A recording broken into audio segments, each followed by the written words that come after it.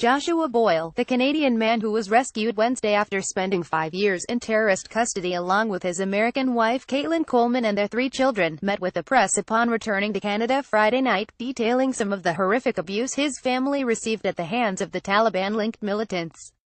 During a press conference at the Pearson International Airport in Toronto captured by The Guardian, Boyle revealed that among the many cruelties they suffered was the rape of his wife and the murder of their infant daughter born in captivity, who he said was slain in retaliation for his refusal to accept an offer from the family's abductors. Boyle and Coleman were abducted in 2012 while trying to deliver aid to villagers in a Taliban-controlled region of Afghanistan that no NGO, no aid worker, and no government had been able to reach, the Associated Press reported.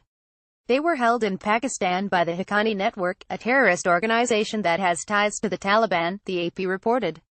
Coleman was 7 months pregnant at the time of her abduction and gave birth 4 times while in captivity, including to surviving children Jonah, Noah and Grace.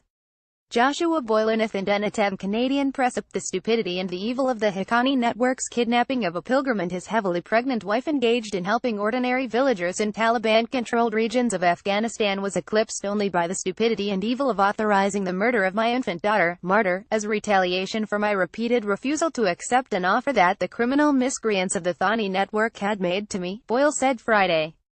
And the stupidity and evil of the subsequent rape of my wife, not as a lone action by one guard but assisted by the captain of the guard and supervised by the commandant of the Haqqani Network. Godlying this litany of stupidity will be the epithet of the Haqqani Network, he continued.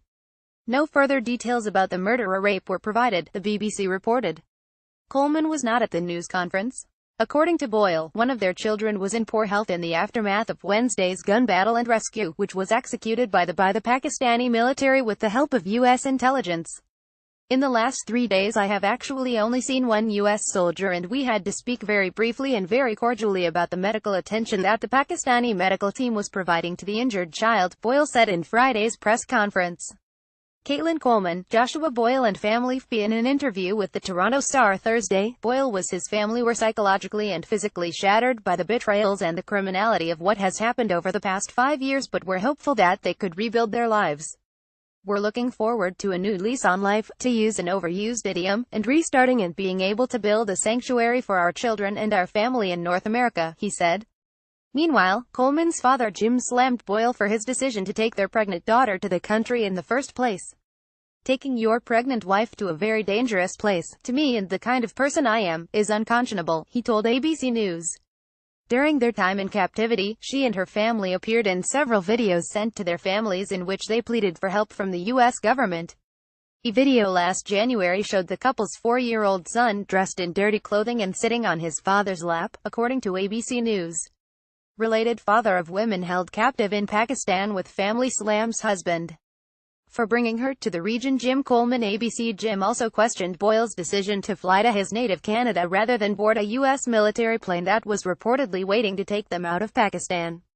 I don't know what 5 years in captivity would do to somebody, but if it were me and I saw a U.S. aircraft and U.S. soldiers, I'd be running for it, Jim said. In his press conference on Friday, Boyle denied the option of a U.S. military aircraft, The Guardian reported. He said he chose to fly back from Islamabad to Canada on commercial airlines via London. Obviously, it will be of incredible importance to my family that we are able to build a secure sanctuary for our 3 surviving children to call a home, Boyle, he told reporters, The Guardian reported. On Thursday, President Donald Trump put out an official statement about the family's release. It read, "Today they are free. This is a positive moment for our country's relationship with Pakistan. The Pakistani government's cooperation is a sign that it is honoring America's wishes for it to do more to provide security in the region. We hope to see this type of cooperation and teamwork in helping secure the release of remaining hostages and in our future joint counterterrorism operations."